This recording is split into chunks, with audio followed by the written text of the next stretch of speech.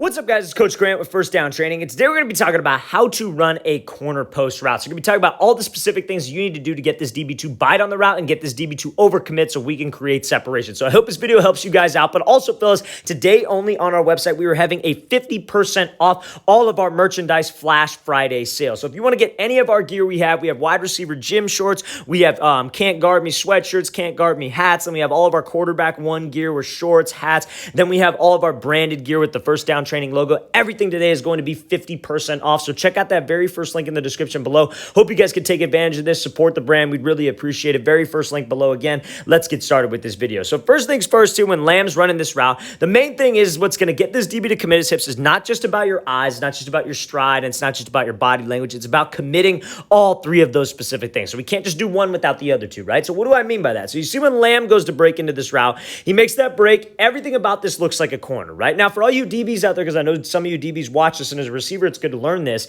is that when you have a receiver line up on the bottom of the numbers, maybe don't anticipate that he's running a corner. Usually when he's on the top of the numbers, yeah, you could run a corner. Maybe you take that like box corner kind of angle on this specific route, but make sure that we don't, we kind of know where he's at on the field for all you DBs out there, right? But as a receiver, we got to do the best we can with the hand that we're dealt, right? So if we're going to run this route, we got to make sure that we're a salesman on this thing. So when we break to the corner here, it's not just about snapping your head around, because the DB ain't supposed to be looking at your eyes anyways. Where's he supposed to be looking at? He's supposed to be looking at your torso. So you see when Lamb breaks off of this thing, how much he commits his upper half to it. And this stride is what's going to get this DB to overcommit, because when you guys break to the corner, every receiver loves to do this. They'll run a corner post, like an out and up, and that first initial part of that break, it's super choppy. Their strides are shortened. They're not actually running. They're not actually striding out. And that DB is going to sit on the route. A disciplined DB is not going to commit to that thing. So you got to make sure when you guys cut to that first initial break, you are pushing out of there off of that cut, and you are actually running in stride. Now, this is the part that trips a lot of guys up, because they don't have confidence at this break point, right? They can't make that break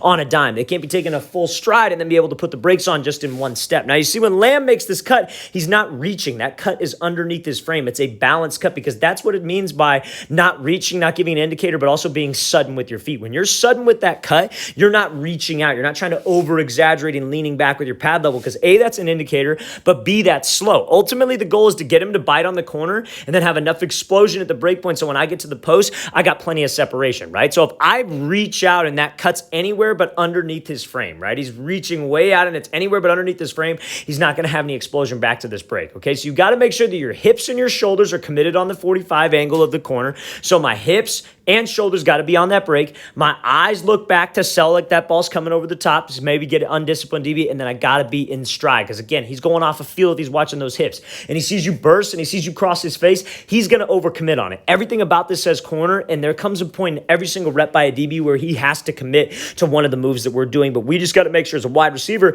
I sell that thing correctly, okay? Now, you see how Lamb, when he puts that brakes on, he kind of rounds it out a little bit, right? So now, when you round out a little break, when you round out like a double move and you don't take that thing necessarily right on a 45 and you kind of round it even just a yard or two, you kind of cover yourself, right? If he were able to put the brakes on and maybe make a little bit sharper of a cut, I don't really think this DB has a chance to get hands. I think he shoots way the hell out of there, and we got a lot of separation. But nonetheless, he's running full speed. He's got committed with his stride, and so that's what gets the DB off. And you see, being a salesman first can help you out if you maybe have some little inconsistencies or some little inefficient movement at the top of the route if you are a salesman first. So you got to make sure that we're selling the route. Everything that we're doing is trying to sell the route, and then again, Lamb is able to make this play over the top. So main keys, fellas, when you guys are running any kind of double move, especially a corner post, commit my stride. Let's be fast. Commit your hips and your shoulders, and make sure you snap those eyes around just to get that undisciplined DB, or any DB for that matter, to commit to this break. Let's watch it again, full speed. Great job by Lamb being sudden. Great job by Lamb selling the route, then obviously making this play over the top.